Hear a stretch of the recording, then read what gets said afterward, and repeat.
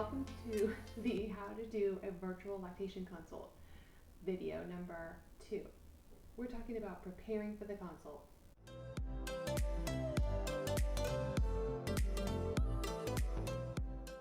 Step 1 is assessing the time that you'll need for the consult.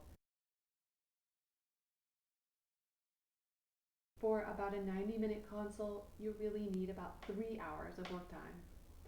3 hours of work time. So that means if you have children at home, you need to find space, 3 hours worth of space. That might be communicating with your co-parent, how they can support you and give you some privacy during the consult and some work time before and after. It also looks like communicating with your children. If this is your first time doing lactation care and virtual consults, it's going to be new for everybody, including the kids. So get everybody together for a family meeting, talk about what it looks like when you are getting into a consult, what you need in your space, which is quiet, privacy, uninterruption, and the first few times there'll be some interruptions and there'll be some noise, and then everyone will kind of start to get the hang of it. I find that it's helpful to set up the kids with snacks. I set them up with a snack before I get started, and yet there they are wanting a snack. Activities and reading, as well as some board games and some hands-on things. Talk about it with your family and see what's going to work best for you. Step 2, find a spot to do your consult. You definitely need some privacy. You're talking to someone on video, feeding their baby, and privacy will be really important. So that might be in a separate room or a corner from where everyone else is. You're also going to need a space to use your laptop, computer, or tablet to access the internet and video and do your charting. So that might also mean a table space where you could take notes, and if you have any demonstration models that you use for teaching during your consult, you'll need that too. Step 3, gather your lactation consult basket. All the things that you're going to need for that consult, have it right there. For me, some of my stuff sits on my desk, some of it sits underneath near my feet where I can easily access it. Easily accessible. Where it's easily accessible? It's under my feet. Step 4 in preparing for a consult is to confirm the appointment with the client. I usually do this 24 hours before the appointment time. I send them an email with the intake forms they need, with any payment things that need to be handled beforehand, and how they can prepare for the consult. They also will need a link to the video.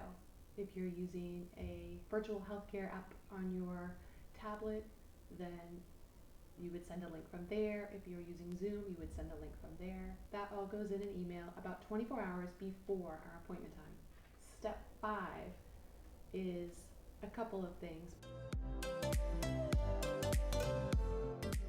This is what I do 30 minutes prior to the visit. I set up my space. I reconfirm that communication with my family that I will be working.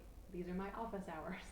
We'll re-chat about what that looks like, what they can do, what to do if they need something in the middle of the consult and they can't knock on the door. I'll also open up my charting documents. So if you're using Google Forms, you want to make sure that you have everything open, everything's running smoothly. I also want to check and make sure that my internet is working well and that whatever video platform I'm using or application is also running well.